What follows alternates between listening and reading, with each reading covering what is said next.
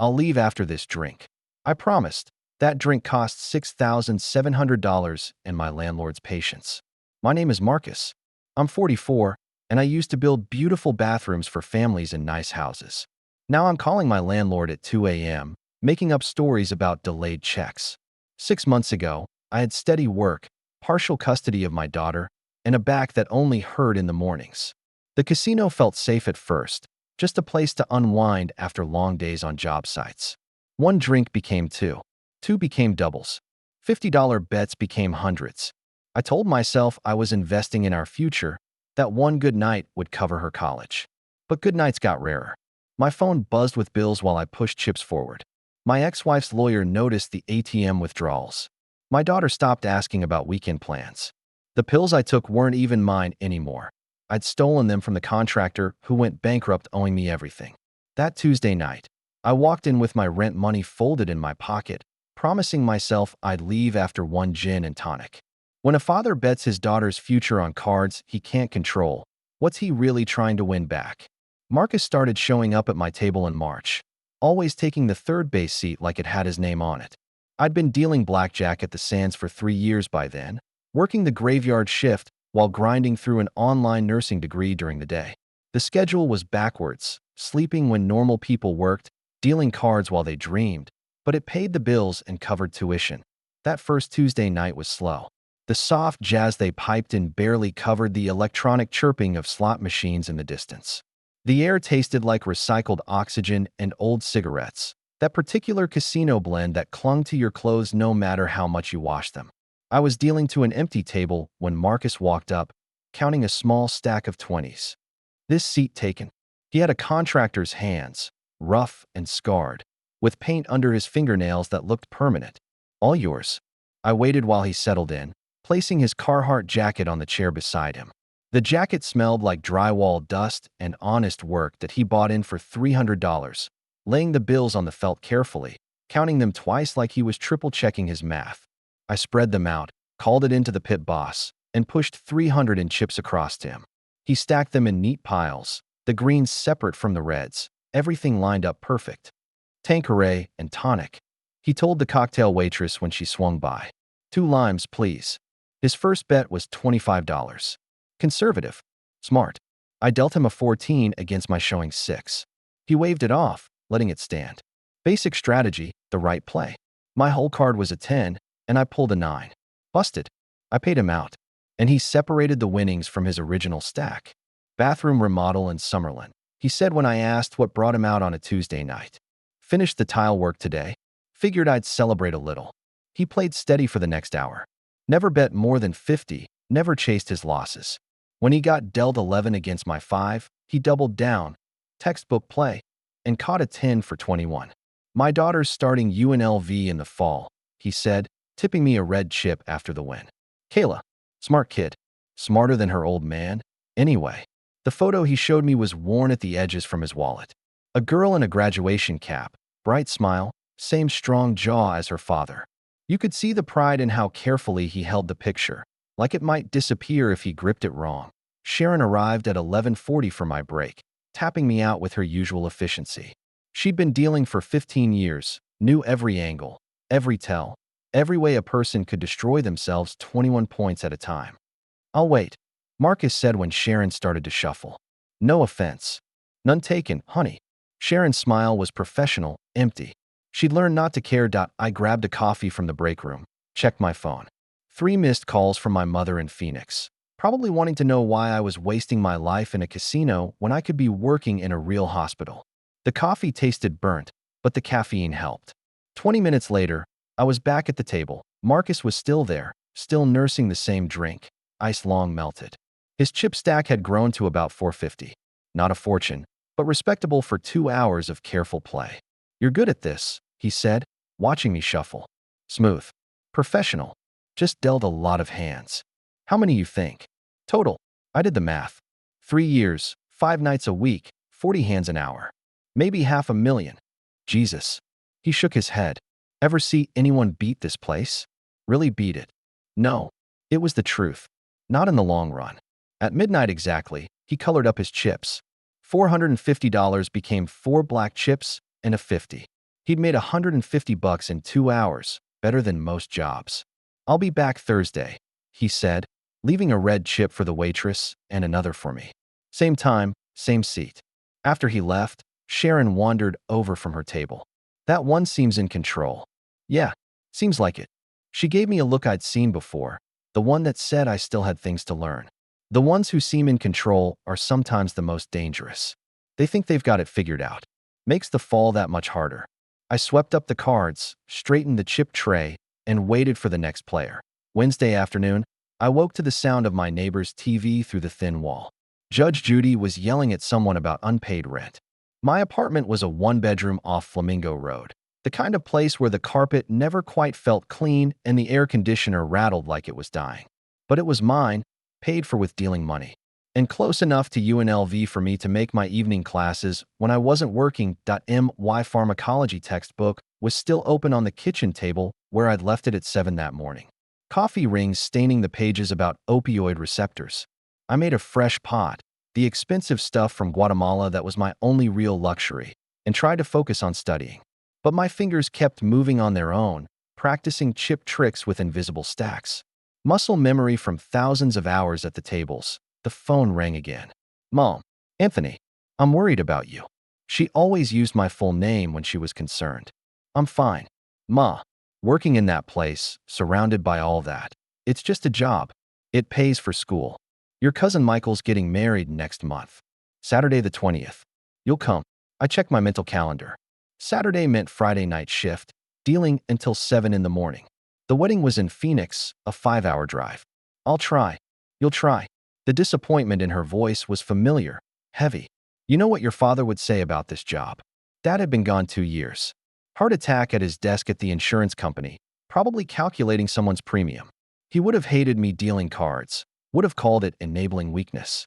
He also would have hated me taking on student loans. So here we were. A knock interrupted the guilt spiral. Diane from next door, still in her scrubs from the ER. "Can I borrow coffee? I'm out, and I need to stay awake for tonight." She looked exhausted, the kind of tired that lived in your bones. "Sure." I poured her a cup from my fresh pot. "Rough shift. 3 casino specials last night."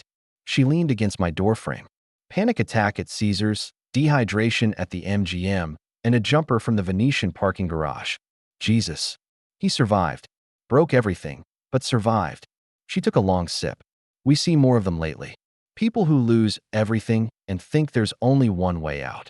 I just deal the cards. I know. She studied me. But you see them before they get to us. The progression. Bob. He's one of our psychiatrists. He says it's like watching someone drown in slow motion. They're fine. They're fine. They're fine. And then suddenly they're not. After she left, I tried to get back to studying, but the words blurred together. Instead, I found myself thinking about the players I'd dealt to over 3 years. The grandmother who cashed her Social Security check at the cage every month. The lawyer who'd gone from Armani suits to wrinkled khakis. The nurse, actually a nurse, like I wanted to be, who'd lost her license after stealing from the med cart to fund her habit. ESPN was playing on my laptop, background noise while I studied. A commercial came on, one of those responsible gambling PSAs. Know your limit, play within it. The tagline felt like a joke. Nobody who needed that advice was listening to it. I looked down at my hands. Without thinking, I'd been practicing my deal, the motion perfect even without cards. Muscle memory. The anthropology professor I'd taken as an elective had talked about embodied knowledge, how our bodies learn things our minds don't fully process.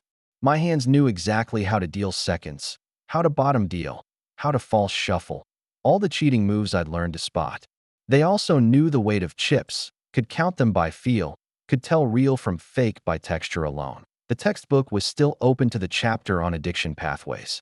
Dopamine, serotonin, the reward system hijacked and rewired. The clinical language made it sound so clean, so academic. Nothing about the way a person's eyes went dead when they pushed their last chip forward. Nothing about the particular slouch of someone who'd been at the table for 12 hours straight. Nothing about the way hope could turn to desperation in the space of a single card flip. My phone buzzed. A text from Sharon. "Your boy Marcus is back," asking what shifts you work. It had been less than 24 hours since he'd left. I told myself that didn't mean anything. Lots of regulars asked about dealer schedules. They liked familiarity, trusted patterns. But something cold settled in my stomach as I got dressed for work. Diane's words echoed, watching someone drown in slow motion. They're fine, they're fine, they're fine, until suddenly they're not. Thursday night, Marcus was already at third base when I clocked in, two empty glasses in front of him and working on a third. The gin smell hit me from 3 feet away. Tony. His smile was looser than Tuesday, his eyes not quite tracking right. My man. Told you I'd be back. The table was full. Jennifer, the pharmaceutical rep who came in every few weeks, sat at first base in a dress that cost more than my rent. Eugene, a regular who'd retired from the postal service, occupied the middle seat with his notebook of statistics and careful $20 bets. Two tourists from Wisconsin filled out the table, wearing matching Las Vegas t-shirts they'd probably bought at the airport. Marcus had 500 in chips stacked in front of him, but they weren't neat like before. Some towers leaned, others mixed denominations. His Carhartt jacket hung off his chair, and I noticed new paint stains on the sleeve. White primer, the kind you used for bathroom jobs. How's the remodel going?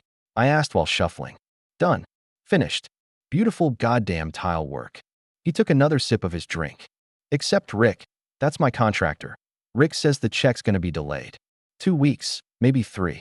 Says the homeowner's mortgage refi is held up. He bet $75. 3 green chips tossed forward without the careful placement from Tuesday. I dealt the cards. Marcus got a soft 18, me showing a 6. Good hand for him. You know what Rick owes me. Marcus didn't wait for an answer. $3,200. Materials and labor. 6 days of my life in that bathroom, and my back's killing me from laying all that baseboard. Sir, actions to you, I said gently. The pit boss, Carl, had started hovering, watching our table. Marcus looked down like he'd forgotten he was playing. Oh, yeah, I'm good. I flipped my whole card. A 5. 11 total. Drew a 3, then a 7. 21. Motherf.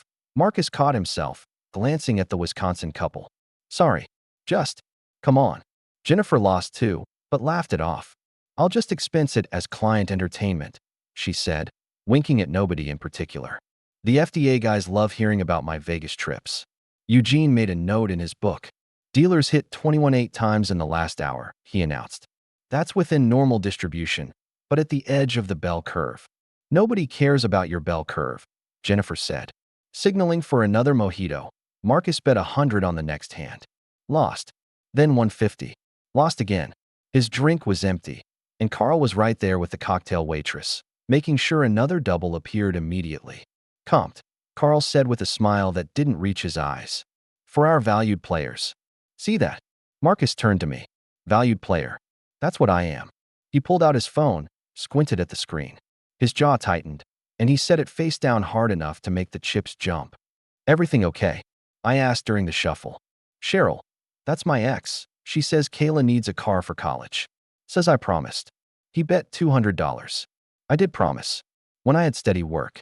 When contractors paid their fucking bills. Language, Carl said mildly. Sorry. Marcus rubbed his face. It's just. You know what's funny? I'm a good builder. I do quality work. Never cut corners. Always use the best materials. And I'm broke because I'm waiting for other people to pay me for work I already did. I dealt him 20. A good hand. My up card was a 6 again, dealer's worst card. The Wisconsin woman asked for a hit on 15 and busted. Eugene stood on 13, playing the odds. Jennifer had 19. Marcus stared at his 20 for a long moment. It was an automatic stand, the easiest decision in blackjack. Hit me, he said. The table went quiet. You have 20, sir, I said, making sure. I know what I have. Hit me. Carl stepped closer. This was unusual enough to warrant attention. I looked at Marcus, and there was something in his eyes I'd seen before. Not hope or strategy, but a kind of reckless fury at the universe that I dealt the card. A king. Bust. That's what I thought, Marcus said, like he'd proved something that he reached for his wallet, pulled out a card. The ATM was 50 feet away, next to the cashier's cage where they cashed checks and set up markers. I watched him walk over, his gait slightly unsteady. Eugene turned to me. In 40 years of playing, I've never seen someone hit a hard 20. He's having a rough night, Jennifer said. Already forgetting about it, focused on her phone. Marcus came back with 500 more. The daily ATM limit. He'd pay $30 in fees for that withdrawal, on top of whatever his bank charged. My daughter's a good kid, he said to nobody in particular, settling back into his seat. Straight A's. Wants to be a teacher. How am I supposed to tell her she can't have a car because some asshole won't pay me? He bet 300 on the next hand that I wanted to say something. Wanted to suggest he take a break, go home, come back when Rick's check cleared. But that wasn't my job. My job was to deal cards, take bets, pay winners, and collect from losers. The casino had counselors for problem gambling, pamphlets at the cashier's cage, a hotline number posted in the bathrooms. But nobody ever asked for those things until it was too late. Marcus split tens against my ace, another terrible play, and lost both hands. $600 gone in 30 seconds. I'm good for it, he said, though nobody had asked. Soon as Rick pays me, I'm good for it. He stayed until 4 in the morning, hitting the ATM twice more before it cut him off. When he finally left, he was down $1,400, stumbling slightly as he headed for the parking garage. His prescription bottle fell out of his pocket as he stood, rattling across the floor that I picked it up after he'd gone. The label read Richard Paulson. Percocet, 30 milligrams, 60 count. The bottle was nearly empty. Saturday night hit like a fever dream. Marcus stumbled in around 2 in the morning, already drunk from somewhere else. His shirt was untucked, work boots unlaced. And when he pulled out his wallet, receipts scattered across the floor like dead leaves. Rick filed bankruptcy, he announced to the full table, buying in for $1,000 cash. Chapter 7. Full liquidation. My $3,200? Gone. The bachelorette party at first base was too drunk to notice his pain. They were celebrating their friend's last night of freedom with penis-shaped jewelry and shots that glowed under the blacklight. Their squealing laughter made Marcus flinch. He bet 200 on his first hand. Lost. For 100 on the second. Lost. The pattern was clear. Double up, chase the loss, double again. I'd seen it 1,000 times, but watching it happen to Marcus felt different. On Tuesday, he'd been a careful player. Now he was bleeding money. My back's killing me, he said, fishing in his pocket. He pulled out the prescription bottle, shook 2 pills into his palm, washed them down with gin. Can't sleep without them. Can't work without them. Can't live without them. Carl appeared like a shadow. Everything good here, Mr. Brennan? Fantastic. Marcus pushed 400 forward. Never better. I dealt him 2 eights. He split them, putting another 400 in play. First 8 caught a 3, doubled down. Second 8 caught an ace, soft 19. 800 riding on 2 hands. My up card was a 7. The bachelorette party hit blackjack, erupting in screams. The bride-to-be kissed her friend on the mouth. Someone ordered another round of shots. Marcus stared at his cards like they might change if he looked hard enough. I flipped my whole card. 10. 17. The rule said I had to stand. His doubled 11 had pulled a king, 21. His soft 19 was good too. He'd won $800 in 1 round. But instead of smiling, he looked sick. That should have been 2,000. If I'd bet 500. The ATM called to him like a siren. I watched him walk over, already knowing he'd hit his daily limit. 500 more, the machine's maximum. The fees would total $60 by morning. You know what Kayla said? He was talking to Eugene now, who kept trying to focus on his own cards. She said maybe she could take a gap year. Work. Save up. My 18-year-old daughter, talking about delaying her life because I can't provide. He left at 4:30, down everything including the ATM withdrawals. 2,400 gone. Sunday morning, I couldn't sleep. The prescription bottle sat on my kitchen counter like evidence at a crime scene. Richard Paulson, the contractor who'd gone bankrupt. Marcus was taking his pills that I looked up the laws on my laptop. Possession of someone else's controlled substances was a felony in Nevada. But finding them? That was gray area. Casino property was supposed to stay casino property, Sharon always said. But this felt different. The bottle had only 12 pills left. A 60-count prescription, nearly gone. At the rate Marcus was taking them, 2 or 3 at a time, he'd run out within days. Then what? Street prices for Percocet ran $50 a pill, sometimes more. Diane knocked around 10, dressed for church. You look terrible. Thanks. Wanna come? Might do you good. I held up the pill bottle. Her face changed. Those aren't yours. Found them at work. Player dropped them. She took the bottle, examined the label. These are 30 milligrams. That's serious pain management. Or serious addiction. She handed it back. You know you can't return these to him. I know. And you can't keep them. I know that too. Outside, church bells were ringing. Normal people heading to normal Sunday activities. I thought about my mother in Phoenix, probably at Mass right now, lighting a candle for her son who worked in a casino. I Googled Rick Paulson. His LinkedIn showed seeking opportunities as his current job. The bankruptcy filing was public record, $500,000 in debts, including amounts owed to subcontractors. Marcus's name was on the list of creditors. $3,200, exactly what he'd said. My phone rang. Mom, did you decide about the wedding? I have to work, Mom. You always have to work. That's how bills get paid. There are other jobs, Anthony. Hospitals need. I know what hospitals need.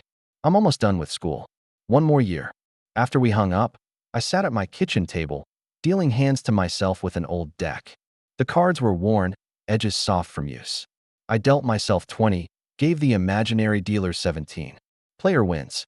But in my head, I saw Marcus hitting that 20, destroying a sure thing. Out of pure rage, I flushed the pills down the toilet one by one, keeping the empty bottle. Evidence of something, though I wasn't sure what. When they were gone, I dealt another hand.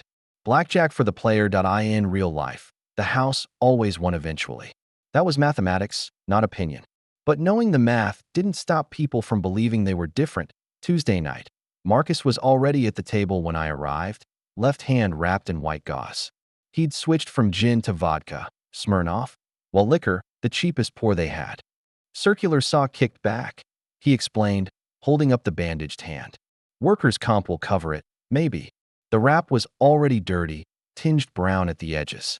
When he reached for chips, I saw him wince. He was favoring his right hand entirely, the left just dead weight. Should you be playing with that injury? Should I be doing a lot of things? He bet $50. Cheryl's lawyer sent papers. Custody modification. Says I'm an unfit provider. The table was empty except for us and Kevin, a day trader who came in wearing designer suits and talking about market shorts. He had the nervous energy of someone who treated everything like a stock position, always hedging, always calculating angles. Housing market's about to tank, Kevin was saying, stacking his chips in perfect columns. I'm shorting everything, making more on the collapse than I ever did on the rise. Must be nice, Marcus said, profiting from other people's misery. It's not personal. It's math. Marcus's phone buzzed. He looked at it, and his whole body sagged. Financial aid office, he said to me. Kayla's package got reduced. They're saying I made too much money last year, before everything fell apart. He bet 100. Lost. 200. Lost. Carl materialized with paperwork. Mr. Brennan, I wanted to talk to you about our credit program. For valued players like yourself. Credit. A line of credit. $5,000 to start. Very reasonable terms. I wanted to warn Marcus off, but Kevin was already laughing. Reasonable terms. Right. What's the rate? 20%. Our terms are competitive, Carl said smoothly. Marcus looked at the paper. Then at his chips, down to his last 300. His phone buzzed again. Another text he didn't read. Just 5,000. To start. We can always reevaluate based on play history. I dealt the next hand mechanically, watching Marcus consider literal debt to the casino. Kevin kept talking about derivatives and hedge funds, but his words felt distant, underwater. If I sign this now, I get 5,000 in chips. Immediately, Marcus signed. The pen looked small in his construction worker's hands. Carl smiled the way a spider might smile at a fly. I'll have Rick's money soon, Marcus said, like he was convincing himself. His bankruptcy doesn't discharge personal debts. I'll sue if I have to. He played with the fresh 5,000 like it was already gone, betting 500 a hand, sometimes more. Wednesday afternoon, Sharon called while I was trying to study. Your boy hit the baccarat room last night. How bad? Bad. Dropped $3,000 in an hour. He's learning the worst lesson. The games are all the same trap, just different speeds. I closed my textbook. The words weren't sticking anyway. All I could see was Marcus signing that marker, the pen in his damaged hand. Why do we do this job? I asked her. Money. Same as them. She paused. Look, Tony, you can't save them. I tried that my first year. Nearly broke me. They're adults making choices. Bad choices. Still choices. After she hung up, I walked to the university library. It was quiet, normal, full of students worried about normal things. exams, relationships, tuition. Nobody was betting their rent money on the next card that I found a computer in the back corner and researched gambling addiction. The statistics were brutal. Suicide rates 20 times higher than the general population. Divorce rates at 60%. Average debt at $40,000. But those were just numbers. They didn't capture the specific gravity of watching someone circle the drain. My phone had 3 missed calls from a number I didn't recognize. The voicemail was from Marcus, slurring slightly. "Tony, buddy, it's Marcus. I know this is weird, but I wanted to. I don't know. You seem like a good kid. Smart.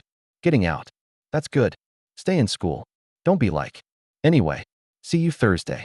Thursday night came too fast. Marcus was at the table, but different.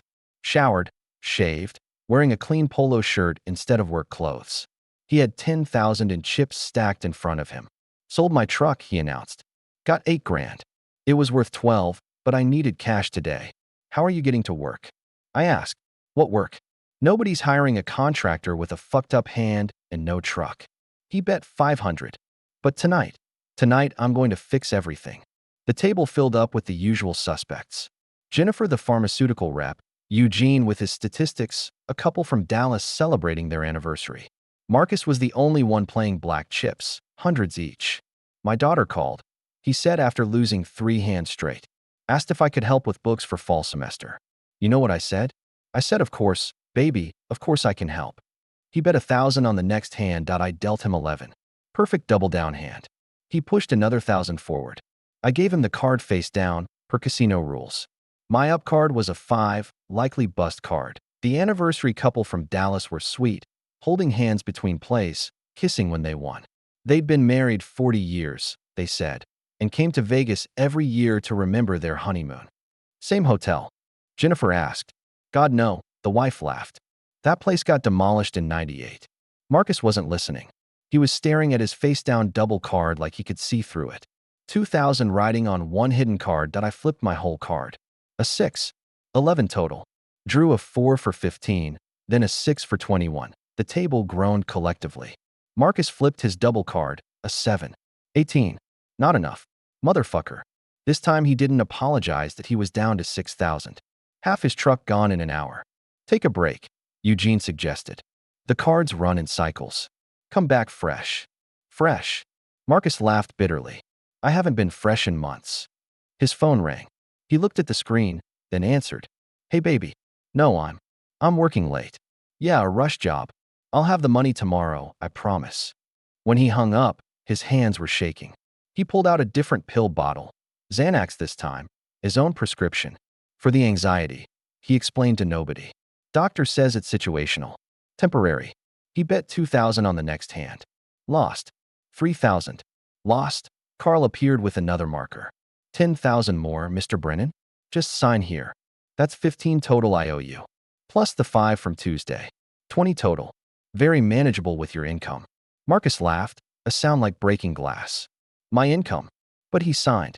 10,000 more and chips appeared. The anniversary couple exchanged worried glances. Jennifer was too drunk to notice. Eugene made notes in his book. You know what's funny? Marcus said, betting wildly now, 2,000, 3,000, back to 500, no pattern or logic. I built Carl's bathroom 3 years ago. Beautiful marble, imported from Italy. He probably doesn't remember. Carl's face didn't change. I remember. You did excellent work. Then you know I'm good for this. Of course. By 3 in the morning, Marcus was down to his last 1,000. His clean shirt was soaked with sweat. The anniversary couple had left, wishing everyone luck. Jennifer had wandered to the craps table. Only Eugene remained, watching with the fascination of a scientist observing an experiment. Marcus pushed the 1,000 forward. All of it. I dealt Marcus a soft 17, ace and 6. A flexible hand, could be 7 or 17. My up card was a 9, strong position. Hit. Marcus said that I gave him a 3. 20.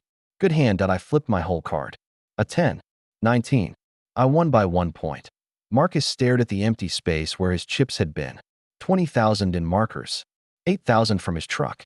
$28,000 gone. I need to. He stood up, stumbled slightly. I need to make a call. He walked toward the bathroom, pulling out his phone. Eugene turned to me.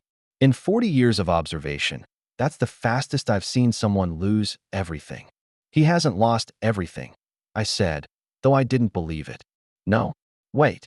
Marcus came back 10 minutes later with 2,000 in cash. I didn't want to know who he'd called, what he'd promised, what interest rate he'd accepted. Private loan, he said, sitting back down. From a friend. The friend was probably charging 5 points a week. Vegas was full of those friends. Waiting in the shadows for desperate people, he played the 2,000 like a drowning man reaching for shore. Careful at first, then increasingly frantic as it dwindled. By 4:30, he was down to his last 100. You ever have a plan? He asked me during a shuffle. Like, a real plan for your life? Still working on it. I had one. Work hard, save money, put Kayla through school, maybe retire at 60. Simple plan. He bet the 100. But plans need everyone to cooperate. Contractors need to pay. Backs need to not blow out. Ex-wives need to be reasonable. I dealt him 12. He hit, caught a 9. 20-1.my cards totaled 20 that he'd won. 100 became 200. A tiny victory in an ocean of losses. There we go, he said, like this changed everything. Comeback time. But I saw it in his eyes. He knew better. The 200 became 400, then back to 200, then nothing. When the last chip disappeared, he sat there for a full minute, just staring at the empty felt. Thanks, Tony, he said finally. You're a good dealer. A good kid. He left his player's card on the table. Marcus Brennan, gold tier, 20,000 in markers due in 30 days. Sharon was waiting when I got to the break room. Heard your boy imploded. 28,000 in one night. That's not even close to the record. Friday was my night off, but I couldn't stop thinking about Marcus. I drove past the Sands anyway, parking in the garage where employees got a discount. The same garage where 3 people had jumped this year. Inside, the casino hummed with its usual desperate energy. The slots sang their electronic songs. The craps table erupted in cheers or groans. Everything designed to keep people playing, hoping, losing. I found Carl at his usual post, overseeing the blackjack pit. He's not here, Carl said without me asking. Marcus, he called. Said he needed a few days to get the money together. Carl's smile was reptilian. They always need a few days. What happens if he doesn't pay? We have collection procedures. Very professional. First letters, then calls, then legal action. His credit's probably already shot, so bankruptcy's likely. You knew he couldn't afford it. I knew he was an adult making decisions. Carl adjusted his tie. Same as you know every time you deal. We're not forcing anyone to play. He was right, technically. But technicalities didn't make it feel better that I wandered through the casino, seeing it differently. Every player had a story, a reason, a weakness being exploited. The old woman at the penny slots, feeding her social security check 1 cent at a time. The businessman at the high-limit room, probably embezzling to cover his losses. The college kid at the poker table, using student loan money. My phone rang. Unknown number. Tony? It's Kayla, Marcus's daughter. My stomach dropped. Is he okay? I don't know. He won't answer his phone. He was supposed to meet me for lunch, talk about school. Her voice was young, worried. He gave me your number a while ago, said you were a friend. I wasn't his friend. I was his dealer. But the distinction felt meaningless now. I haven't seen him since Thursday morning. He texted me Thursday night. Said everything would be okay soon. That scared me. The way he said it. I thought about the statistics. Suicide rates 20 times higher. Have you called the police? They said he's an adult. Unless there's evidence of harm, they can't do anything. After she hung up, I sat in my car in the garage, looking up at the levels above. Each floor was wrapped in mesh now. Suicide prevention installed after the 3rd jumper. My phone buzzed. A text from Marcus. Taking care of things. Tell Kayla I love her. I called him immediately. Straight to voicemail. Called again. Nothing. I drove straight to Marcus's apartment complex in North Las Vegas, the address from his Players Club registration. It was one of those 70s buildings with exterior stairs and rusted railings, the kind of place where people stayed temporarily but somehow never left. His unit was on the 2nd floor. The door was cracked open. Marcus. I pushed inside. The apartment was a mirror of his deterioration. Empty pizza boxes, overdue bills spread across a card table, a sleeping bag on the floor where furniture should be. The walls had holes at fist height. Fresh ones. I found him on the bathroom floor, conscious but barely. Empty pill bottles scattered around him. Percocet, Xanax, Ambien. A cocktail that would shut down his respiratory system within hours. "Why are you here?" His words slurred together.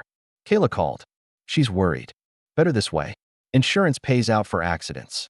"This isn't an accident, Marcus." "Sure it is. Accidental overdose. Happens all the time." I called 911. Then Kayla.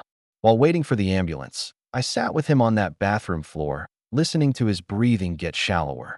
He kept mumbling about tile work, about getting the grout lines perfect, about how craftsmanship mattered even when nobody noticed. The EMTs arrived in 8 minutes. They worked with practiced efficiency, Narcan injection, oxygen mask, vital signs.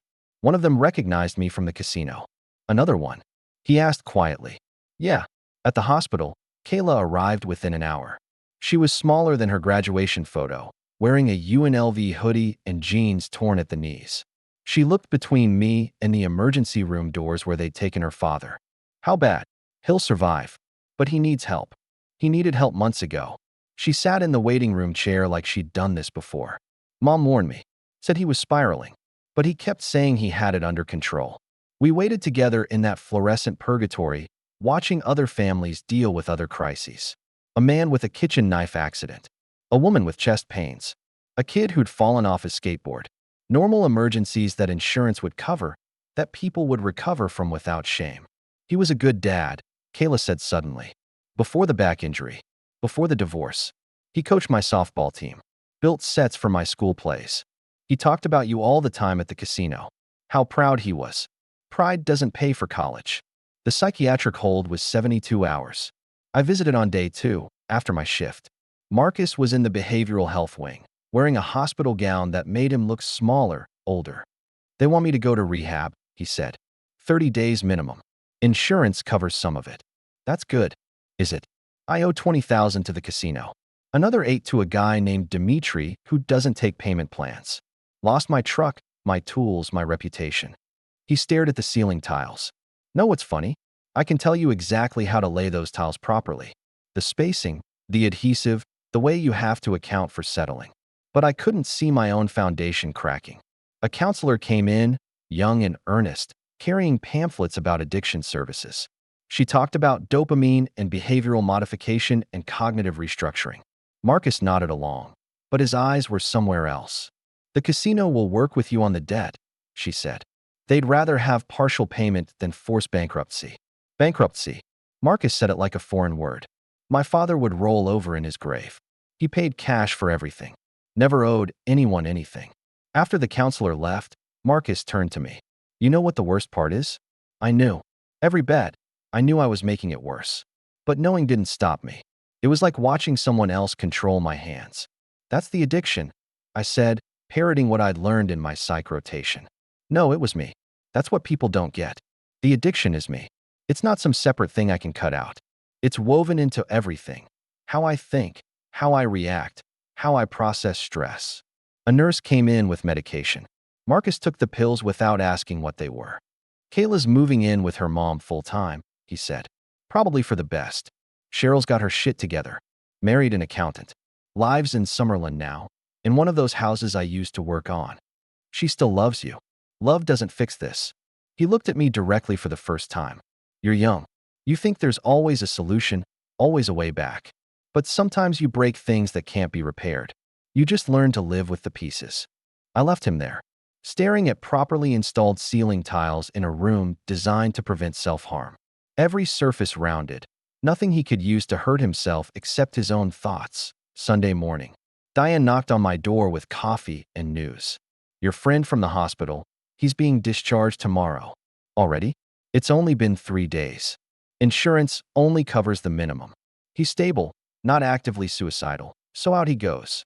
She sat on my couch, still in her scrubs. "We had another one last night. Woman who'd been playing for 36 hours straight. Dehydrated, hallucinating, thought the slot machines were talking to her." "Were they?" "In a way. They're designed to create a dissociative state. The sounds, lights, near misses, it all disrupts normal cognition." She sipped her coffee. "Your friend's lucky he has you." "I'm not his friend. I'm just his dealer." "You saved his life." "I helped him lose $28,000. You didn't make him bet. Everyone kept saying that. Like agency was simple, like choice happened in a vacuum. But I'd seen the machinery of it, the free drinks, the oxygen-enriched air, the carefully calibrated lights, the way Carl appeared with credit offers at the exact moment of desperation. My phone rang.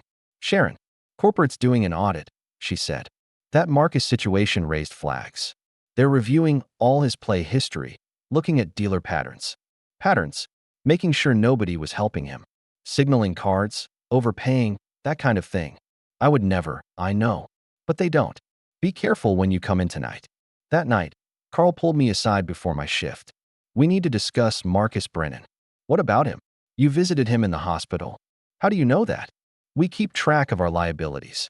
20,000 in markers makes him a significant liability." Carl's face was unreadable. "We prefer our dealers maintain professional distance." He tried to kill himself. Allegedly. According to our lawyers, it was an accidental overdose. Important distinction for insurance purposes. You pushed credit on a man clearly spiraling. We offered services to an adult who requested them. Every transaction was legal, documented, voluntary. He straightened his tie. "Your shift starts in 5 minutes. Table 7 is waiting." I dealt that night on autopilot. Every player looked like Marcus, the desperate hope, the rationalization, the slow-motion disaster. A real estate agent losing her commission. A teacher betting his pension. A nurse, always nurses, for some reason, chasing the feeling that only came with risk. During my break, I found the pamphlets by the cashier's cage. "Problem gambling? We can help." The hotline number was tiny, hidden under paragraphs about responsible gaming. Marcus called Tuesday afternoon. "I'm out. Staying with a friend in Henderson. Not going to rehab. Can't afford to miss 30 days. Dimitri doesn't care that I'm having a mental health crisis." His voice sounded clearer, but exhausted. "I need to ask you something weird." "Okay. Can you get me a job at the casino?" "What?" "Not dealing. Maintenance, cleaning, whatever. They're always hiring, and they pay weekly. You want to work at the place that destroyed you?" "The place didn't destroy me. I destroyed me. But they pay 15 an hour plus benefits, and I need income fast." It was insane. Like an alcoholic working at a distillery. But I understood the logic. Marcus needed money immediately, and casinos always needed bodies for the grunt work. "There's a job board by the employee entrance," I said. "Overnight cleaning crew is always short." "Overnight. Perfect. Keep me away from the tables during peak hours." Thursday night. I saw him filling out an application at HR. He'd shaved, gotten a haircut, wore khakis and a polo that must have been borrowed. He looked like a suburban dad applying for a weekend job. Not someone who tried to die 5 days ago. "This is crazy," I told him during my break. "Crazy is thinking I have other options." He showed me his phone, 43 missed calls from creditors. Dimitri gave me 2 weeks. The casino gave me 30 days. Rent's due in 5. Do the math. What about construction work? With what truck? What tools? I sold everything worth selling. He finished the application. Plus my hand's fucked. Can't grip a hammer right anymore. Carl saw us talking and walked over. "Mr. Brennan, surprised to see you. I'm applying for the cleaning crew." Carl's smile was predatory. "How industrious. Though you understand employees can't gamble at their workplace. Strict policy. Perfect. Forced abstinence. And the matter of your outstanding markers. I'll pay weekly, directly from my check." Carl considered this. "We could arrange a garnishment. 60% of your wages until the debt's satisfied. 60% of 15 an hour. Plus overtime. The cleaning crew always needs overtime." Carl did the math aloud. "At that rate, you'll be clear in approximately 18 months. Marcus signed the garnishment agreement without reading it. Marcus started the next Monday. Midnight to 8 a.m., mopping floors and emptying trash cans in the same rooms where he'd lost everything. I'd see him sometimes during my shifts, pushing his cart past the blackjack tables. Eyes fixed straight ahead like a horse with blinders. "It's fucking torture," he admitted during a cigarette break we shared by the loading dock. He'd started smoking again, the cheapest brand from the reservation. Every sound, every smell, every flashing light. My brain starts calculating odds, remembering hands, planning systems. "You could work somewhere else." "Where?" "This is the only place hiring felons and fuck-ups at 15 an hour."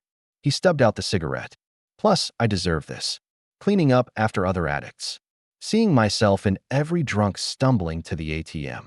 Kayla visited him that week at the efficiency apartment he'd rented, $500 a month in a neighborhood where gunshots were background noise. I drove her because Marcus didn't want her taking the bus there.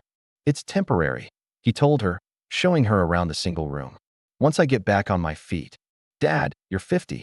When does temporary become permanent? When I give up. And I haven't given up.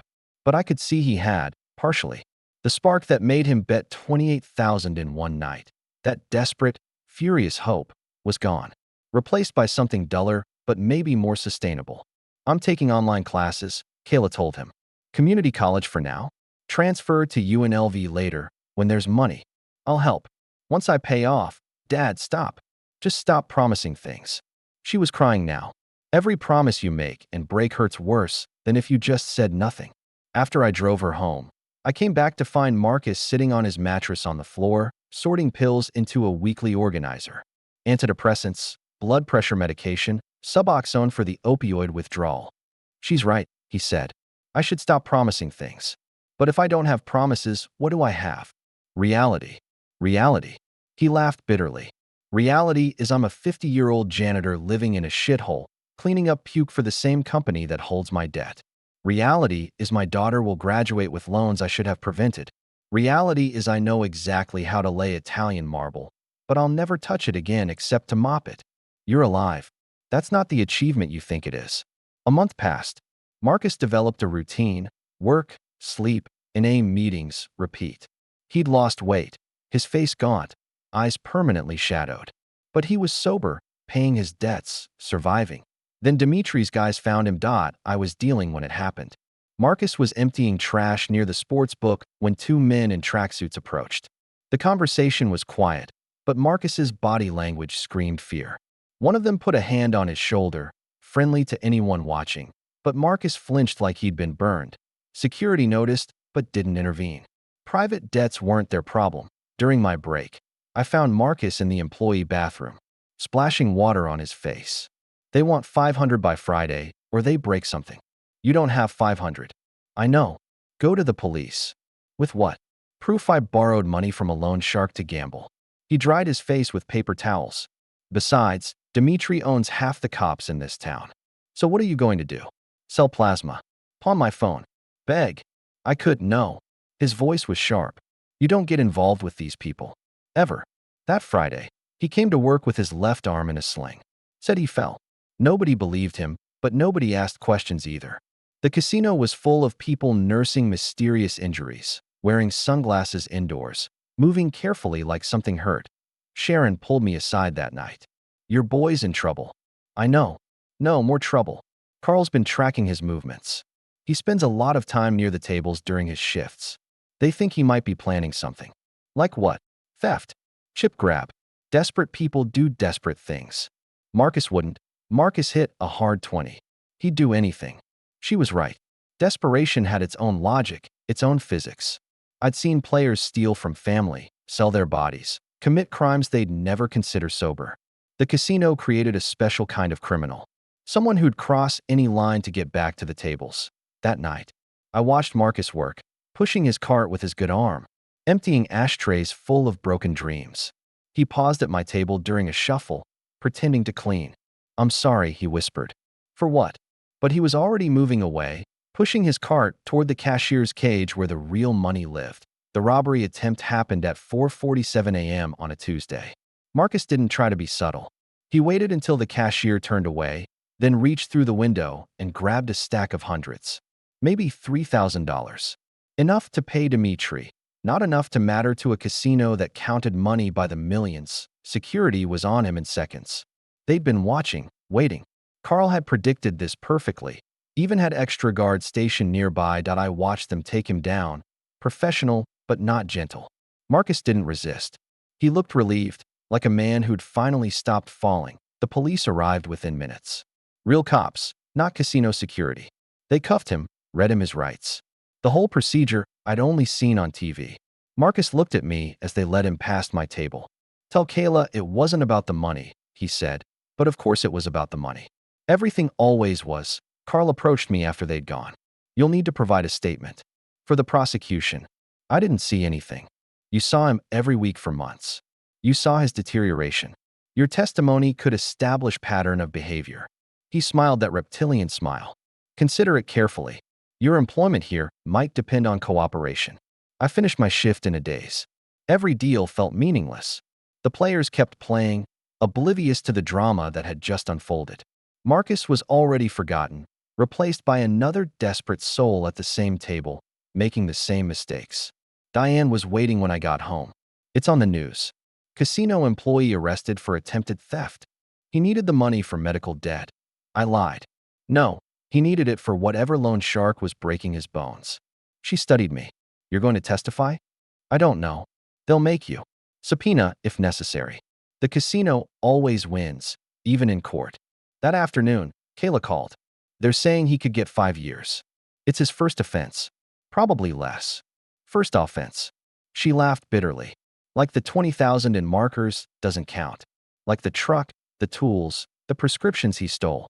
The system only counts what it can prosecute. What are you going to do? Graduate. Get a job. Pretend my father isn't in prison for robbing his employer. She paused. Will you visit him? If he wants me to. He will. You're the only person who saw it happen. The whole thing, from beginning to end. The trial was quick. Marcus pled guilty, got 2 years with possibility of parole in 8 months. The judge called it a tragic case of addiction-driven desperation, but said examples had to be made that I testified, telling the truth without editorial. Yes, I'd seen Marcus deteriorate. Yes, I'd watched him gamble away everything. Yes, he'd seemed desperate in the weeks before the robbery. Carl sat in the gallery, nodding approval at my answers. Marcus looked smaller in the orange jumpsuit, older. When I finished testifying, he mouthed, "Thank you." Though I couldn't understand what he was thanking me for, I visited him a month later at High Desert State Prison. The visiting room smelled like disinfectant and hopelessness. Marcus had lost more weight, but his eyes were clearer than they'd been in months. It's not bad, he said. 3 meals, bed, no decisions. Like expensive rehab. Kayla visits monthly. Tells me about school. She's studying social work now. Says she wants to help people like me. He laughed. People like me. The markers. Casino wrote them off. Tax deduction for them. Credit destroyed for me. But that was already fucked. We sat in silence, watching other inmates with their families. Children who didn't understand why daddy lived here. Wives who'd stopped wearing wedding rings. Parents aging rapidly from shame. I dream about that night, Marcus said. The last hand. 20,000 on the table. But in the dream, I win. Blackjack. Everyone cheers. I cash out, pay everything off, start over. That's not how it works. I know. But dreams don't care about house edges. A guard announced 5 minutes remaining. You're going to make a good nurse, Marcus said. You've got the right temperament. You see people at their worst and don't judge.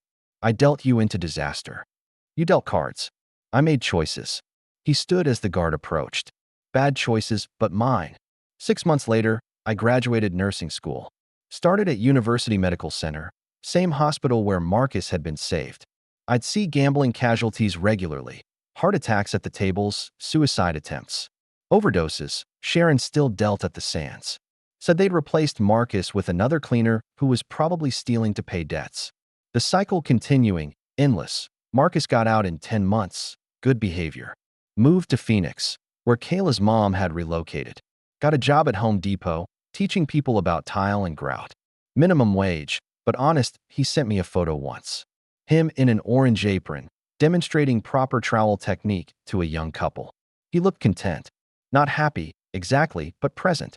Solid. The last time we talked, he said something I still think about. You know what the house edge really is? It's not the math. It's hope. They're selling hope, and hope's got an infinite markup. I kept his player's card. Marcus Brennan, gold tier, lifetime losses of $28,000 plus a truck, a daughter's college fund, and 2 years of freedom. The casino comped him exactly $1,247 in drinks and meals for his trouble. Every time I pass the Sands, I smell gin and limestone dust. I see Marcus at third base, promising himself he'll leave after this drink. That drink that cost him everything, including the ability to keep promises. But he survived. We both did. Sometimes that's the only win that matters. 2 years after Marcus went to prison. I was working the cardiac unit at University Medical when they brought in Carl. Massive heart attack at his desk, reviewing that quarter's revenue reports. The irony wasn't lost on me. The pit boss who calculated human desperation down to the penny, undone by his own calculations, he recognized me when he woke up after surgery. "Tony, you're a nurse now." "Yeah, you're a patient now." He tried to laugh, but winced at the chest tube. "The house edge finally got me, huh?" I checked his vitals, adjusted his 4. The monitors showed the irregular rhythm of a damaged heart. "Doctor says you need to reduce stress. Change your lifestyle." My lifestyle is the casino. That's the problem. Over the next 3 days, while Carl recovered, we had conversations we never could have had across the felt. He told me about his own father, a gambling addict who'd lost their house when Carl was 12. How he'd sworn to always be on the winning side of the table. How he'd justified every marker, every comp, every predatory practice as just business. "You know what Marcus is doing now?" I asked during addressing change. "I don't keep track of former debtors." "He's teaching tile work to ex-cons in Phoenix. Vocational program at a halfway house. His parole officer connected him to it." Carl was quiet for a moment. "Good for him. He's been sober 18 months. That's good." On his last day, Carl's wife came to pick him up. She was younger, prettier than someone who'd been married to him for 15 years should be. She thanked me for taking care of him, pressed a $100 bill into my hand that I tried to refuse. "He's quitting," she told me while Carl signed discharge papers. "Doctor's orders. We're moving to Portland. His brother has a legitimate business there. Accounting." Carl heard her. "Gaming accounting.